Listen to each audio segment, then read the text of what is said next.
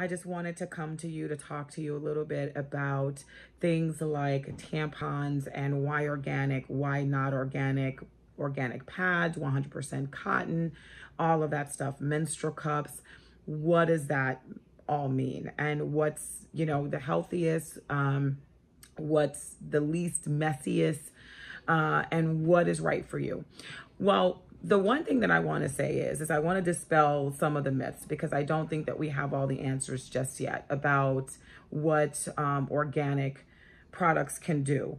And what I mean by that is there's been this conversation about whether or not organic tampons can shorten your period. So there is no scientific evidence that this is actually the case. There's been anecdotal evidence or, anecdotal talk about these products actually decreasing the menstrual flow, but scientifically, we don't have any evidence that this is the case. So why organic? Well, a lot of times the organic products don't have any dyes, they don't have any fragrances, they're made out of 100% cotton.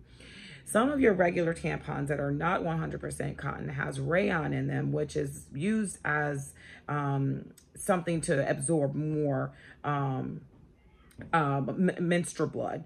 And so essentially, that's great, right? Because you don't want to change your tampon 1,000 times. But at the same time, that in and of itself can lead to some changes and in the vaginal flora, and change in pH, and also change in the comfort. So some of these things can lead to vaginal irritation. There has been talk about the organic products, 100% cotton products, actually causing less irritation during the menstrual cycle. The other thing that some people have said is that these products don't contain pesticides when the cotton is grown. So that's another thing, because if they're 100% cotton and they're organic, they should not contain any pesticides. The other thing is that they're just better for the environment. And so that's the other, sort of good thing about organic products. Many of the applicators are made out of organic and, sort of cardboard applicators or paper applicators, and they are not made out of your typical plastic. So plastic, of course, there's been a lot of talk about plastics and what they contain and how they can be harmful to the body and those kind of things. So, and also not very great to the environment. So those are sort of the things to look at when it comes to the differences between organic 100% cotton tampons and pads as compared to your typical. Now, there are a few companies that make these. OB is one of them. They just came out with a new organic cotton tampon. Another company that I actually just subscribed to, this is Vita. This is a company out of the UK. Their products are 100% cotton organic, and they're also very reasonably priced.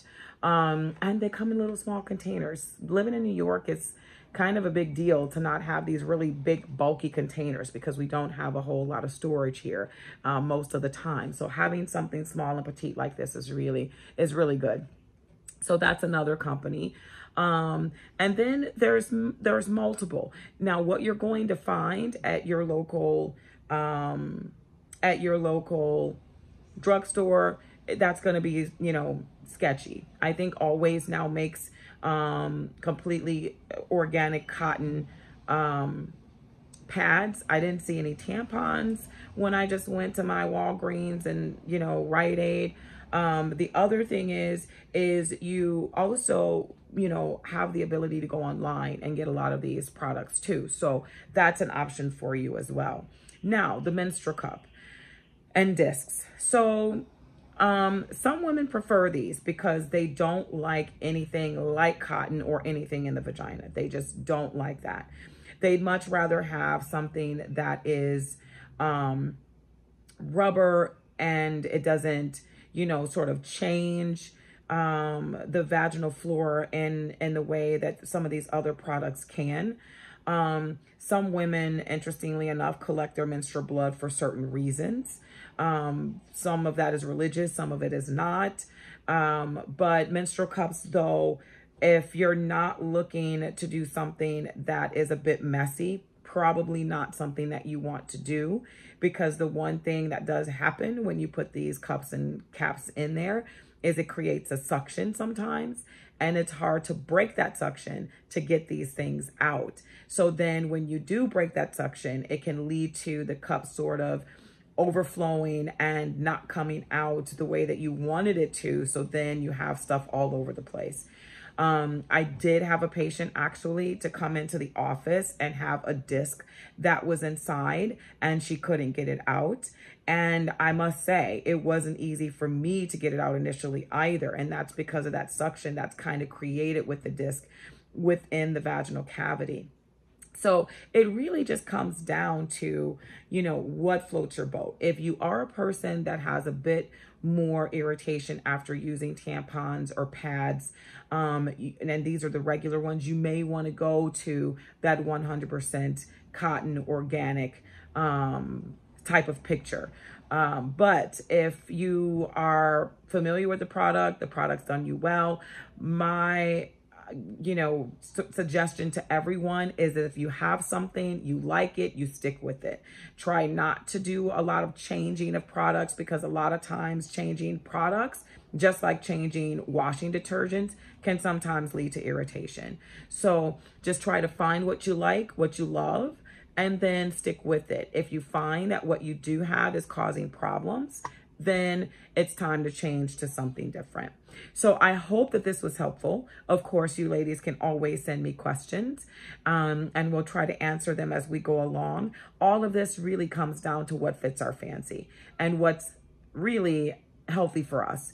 Not everything is meant for everyone. So just find what you like and stick with it. All right, ladies, have a good night. Off to my day and week at the hospital. You ladies have a good night. Bye-bye.